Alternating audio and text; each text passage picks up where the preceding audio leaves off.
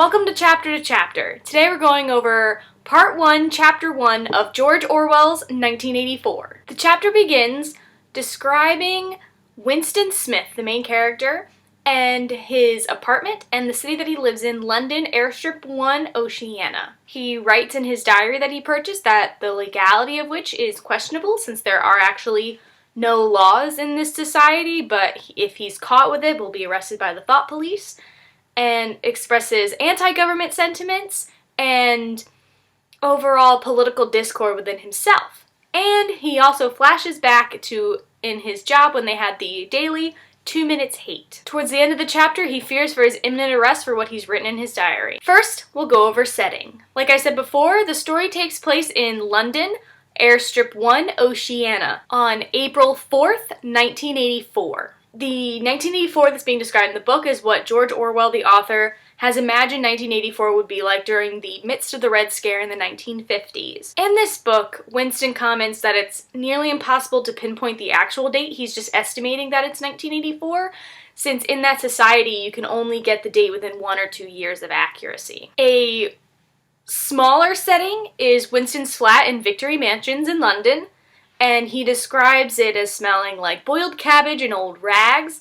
There's many posters of Big Brother watching him on each floor. He has a big telescreen in his apartment that's constantly monitoring everything that he says and does. Fun, right? There's also a flashback this chapter that goes to Winston's job in the Ministry of Truth, or in Newspeak, Mini-True, during the 2 minutes hate. Now let's learn a little bit more about London. Winston describes London as filled with 19th century homes that are rotting, shored up with balks of timber. The windows are covered in cardboard and the roofs are patched up with corrugated steel, and they have sagging garden walls. There's bombing sites that either have to be completely abandoned or are just covered in flora and fauna, or have been converted into areas with lots of little shacks that he says resemble chicken houses. Now we'll go over the major characters introduced in this chapter. First, we are introduced to Winston Smith, the main protagonist. Winston Smith is approximately 39 years old. He seems to be staunchly against the party, which is the government in this book, and the party's leader, Big Brother. But he must remain obedient and seemingly in love with the party in order to avoid detection by the thought police. He's still pretty rebellious in his own thoughts, since he bought a diary and participated in free market, which is against the policies of the party, and he wrote repeatedly in this diary, "Down with Big Brother, down with Big Brother." His mental and emotional repression give rise to violent tendencies, as seen during the 2 minutes hate, where he describes himself doing violent things to the junior anti-sex league girl. And, of course, that's not something that would normally happen in a society where you're not told who you can and can't have relations with and that you shouldn't have relations at all. Next, we have the Junior Anti-Sex League, who has yet to be given a name. She's approximately 27 years old, has thick, dark hair, accentuated hips by her scarlet scarf that signifies her membership in the Junior Anti-Sex League. And Winston completely hates her because she depicts what he sees in his mind as both what he can never attain. She also represents total loyalty and adherence to the party doctrine, which he is vehemently against. Next, we are introduced to O'Brien, one of Winston's co-workers. O'Brien is described as a burly, large man with a brutal face, but is kind of disarmed. His bulkiness is kind of disarmed by the fact that he has these dainty spectacles that he's constantly messing with. And he is a member of the inner party. Winston believes that he's also rebellious. O'Brien is.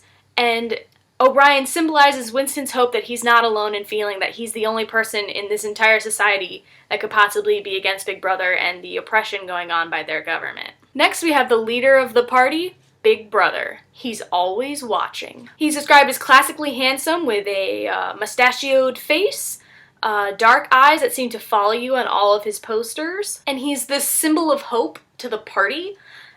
He shows up at the end of the 2 minutes hate to kind of bring everybody back from hating on Goldstein, who I'll describe next, and has people renew their faith in the party, or so it would seem. But he's also the major symbol of repression, since there's posters of him posted on every major corner, on every floor in Winston's apartment building, saying that Big Brother is watching you. And it's true. The government is constantly watching them in this book. Next, we have Emmanuel Goldstein, which brings in one of the major themes, or at least trends in this book, which is anti-Jew, which is very upsetting. But it takes place during the Red Scare and after the events of World War II, the mentality of the book, that is. So for Orwell, he was imagining what the world would be like if events had changed after World War II and if the Red Scare went one way or the other. Goldstein is a foil to Big Brother in almost every way, where Big Brother is described as classically handsome with dark hair and a dark mustache. Goldstein is described as having lighter hair, spectacles, kind of sheep-like features, less commanding, and also he's described as looking Jewish, which I don't see why that matters. Goldstein is the leader of an organization called the Brotherhood, and the Brotherhood is very anti the party. Anything that goes wrong, it's automatically the fault of the Brotherhood. He's also the scapegoat for the party, so if anything goes wrong that's even something that's the party's own fault, it's Goldstein. Next, I'll describe the party, which is the government in 1984. The party runs on three main doctrines. War is peace. Freedom is slavery, ignorance is strength. Victory, everything is in this book. There's victory mansions, victory gin, victory cigarettes. And it's ironic that they're called victories, so you'd think they'd be excellent because they're victorious and they'd be of the highest quality, but the gin is terrible, the cigarettes are terrible, and Victory Mansion smells like boiled cabbage and old rags. It also makes me think of when in America we were going through a very patriotic time, and instead of having French fries, we had freedom fries. The party is very against free market, saying that party members should not be purchasing items from individual shops because it's feeding into free market, which could be a symbolism for capitalism.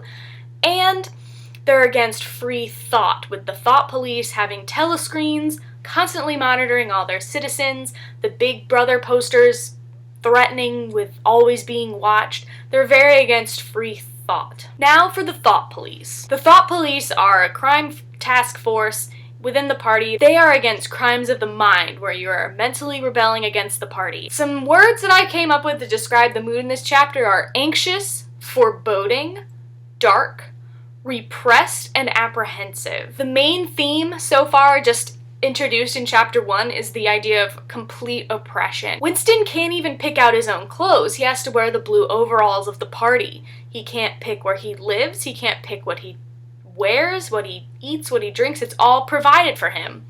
And the only thing that he's done for himself is that diary where he's writing down with Big Brother. And finally, there was a major motif in this chapter, which was repressed sexuality.